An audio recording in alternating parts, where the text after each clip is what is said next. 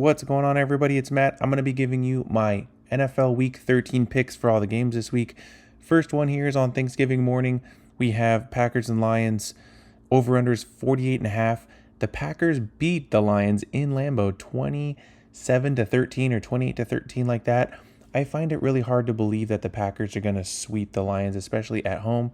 The Packers are averaging, though, 27 points on the road in their last 3 road games, so they do put up a lot of points, but they are banged up at the wide receiver core. Josh Jacobs is coming back, but they're going to rely on him a lot, so I trust the Lions a little bit here. They have a little bit more depth and a little bit more health, so give me the Lions here in this one. Next, we have Chiefs and Cowboys. This is in Dallas, America's team. And let me tell you what, so many people want to see the Chiefs lose. I was looking at all the sports books, and everyone is backing the Cowboys, especially after what they did to the Eagles last week. But the Chiefs are on the up and up. I am going to take the Chiefs here to win solely because the Cowboys defense is terrible. And if this gets to a shootout, I trust the Chiefs defense more than to do the Cowboys. The last game of Thanksgiving night takes us to Baltimore, where the return of Joe Burrow is coming back. So that's going to be really exciting. The point spread is 7. I think this game stays within a touchdown. The over-under is 51.5. It's pretty high. But did you know that Lamar Jackson is 10-1 against the Bengals all time in his career? He's about to make that 11-1, even though he's been cold these past 2 weeks. Takes us to Black Friday here. This game will take place on Amazon Prime Video. So if you have Amazon, you're in luck. If you don't, you should stream it. This is going to take us to Philadelphia. They're 7-point favorites versus the Bears. The Bears are hot. They're like on a 7-game win streak or something crazy like that. Jalen Hurts and the Eagles are 2-3 against the spread after coming out of a loss. I think this game's going to be really close. The over-under is only 44.5. Do I think the Eagles win? Yes, but I think the Bears can squeak it away as long as Caleb Williams plays mistake-free football. Give me +7 for the Bears. I love that play. Next, we are going into Sunday here. We're going to get the morning games underway. First, we're looking at the Saints and the Dolphins. This game's just ugly. The over-under is 41.5. Dolphins are favored by a touchdown. I think whoever makes the fewest mistakes here wins. That's the same for any football game. But I just think that the offense for the Dolphins has a lot more talent than Alvin Kamara in the defense. Tyler Shaw is not a good quarterback. And I just think this is a Devin or an Achan game, or Achani, however you say his name. And I think the Dolphins run away with this one. Next, the return of C.J. Stroud. They're taking on a Colts team that just lost a heartbreaker in overtime to the Chiefs. But the Colts better buckle up because this isn't going to be a pushover. Will Anderson Jr. and that defense of the Texans have something going. It's going to be in an indoor stadium, so the weather is not going to be a factor. The Colts are favored by 4.5. I like that. I think it's going to be a 4-point game. I think it's going to be 24-21. But don't sleep on the Texans here. As long as C.J. Stroud doesn't get into turnover trouble, I think the defense keeps them close in this game, but ultimately I think the Colts pull away. Next, we have the Falcons and Jets. This game has a very low over-under. It's one of the lowest of the day. It's like it's the second or third lowest of the day at 39.5. Falcons are favored by a field goal. This game's just going to be sloppy. It's going to be ugly. It's going to be a lot of Breece Hall. It's going to be a lot of Bijan Robinson and a lot of sloppy quarterback play. And field goals. So don't expect too much of this one.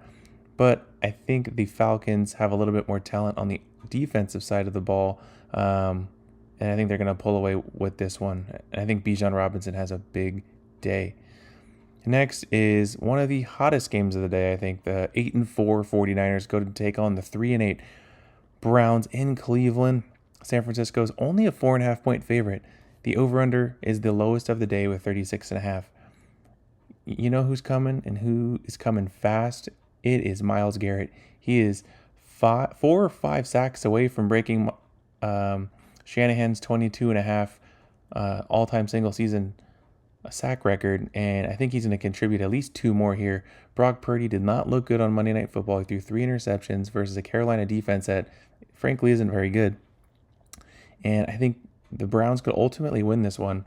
Shedeur Sanders, he played pretty well. Lots of check down. We saw some wildcat, some safe throws to keep the offense moving.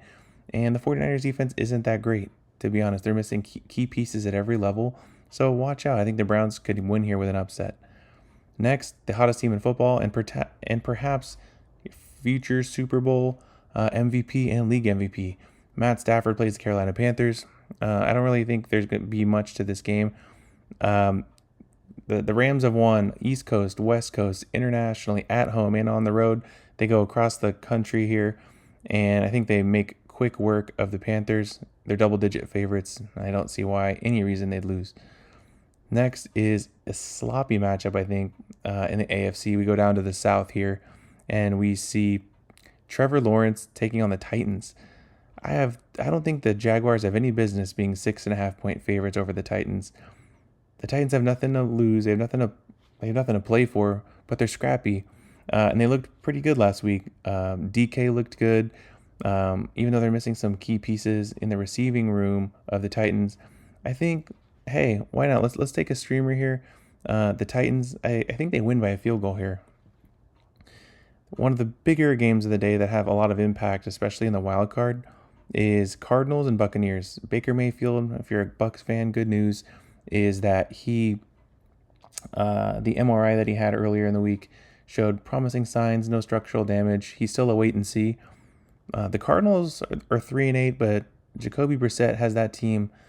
He's throwing the ball over the yard. So Jacoby Brissett reminds me a lot of Baker Mayfield right now when they're fully healthy. He can just throw it 40 times a game for like 2-3 touchdowns. But if Baker plays, I think they win. But if he doesn't, I think they lose. Vikings and Seahawks. This game's in Seattle. J.J. McCarthy, he's one step better than Jamarcus Russell. If you've been looking at any of the stats online, he's very similar in terms of like passing yards in the same amount of time, passing touchdowns, interceptions, and things like that. So J.J. McCarthy stinks. The Seahawks are 8-3 and are very good. Jackson Smith and Jigba, amazing. Seahawks are 12-point favorites, and they're going to win. Next is the Buffalo Bills. I still can't get a read on them. They're 7-4, but they don't look like they're 7-4. They win when they're not supposed to, and then they lose when they're not supposed to, and when they win, they look really good. So it's kind of confusing. They're going to Pittsburgh to take on the Steelers. I think Aaron Rodgers is going to play in this one. Buffalo is favored by 3.5. I think this game's going to be a defensive slugfest, honestly. I think this game goes under. Right now it's sitting at 46.5, but I think the Steelers win here. I don't trust Josh Allen right now. He's a hell of a player, but I don't trust him right now in a hostile environment. Coming off a game where, frankly, he didn't look very good. Next is a quick one right here. We got Geno Smith. He's going to LA to take on the Chargers. The Chargers are going to win because Justin Herbert can only beat teams that have losing records. Justin Herbert, did you know he is 14-23 as a starter when taking on teams with a winning record? But anybody who has a losing record, watch out because he's coming to take you down. Geno Smith, he's flipping all the Raiders fans off, and people are going to be flipping him off when he throws another 2 interceptions in this one as they lose to the Chargers. This is going to be a good one here. This is going to be the Sunday Night Football game. Broncos and Commanders going into DC. The Broncos, I didn't know how they would look, to be honest. Like when they played the Raiders on that Thursday Night Football and they barely won 10-7, and a lot of the opponents that they were playing, they were beating up on, weren't good competition. And then they beat the Chiefs, and they're 9-2, and they actually look pretty decent. Bo Nix, hey, watch out. This guy's still good in his second year. RJ Harvey's filling in really nicely for J.K. Dobbins, and they have a heck of a receiving core with Mims and Sutton. So watch out. I definitely think the Broncos win by more than a touchdown here. They're favored by 6 on the road. I think Marcus Mariota and the crew aren't ready for that Broncos defense. And our last game of the Week 13 slate is Giants and Patriots. Last time I heard is Jackson Dart is still in concussion protocol. If Jameis Winston starts, oh man, that'd be so much fun to watch.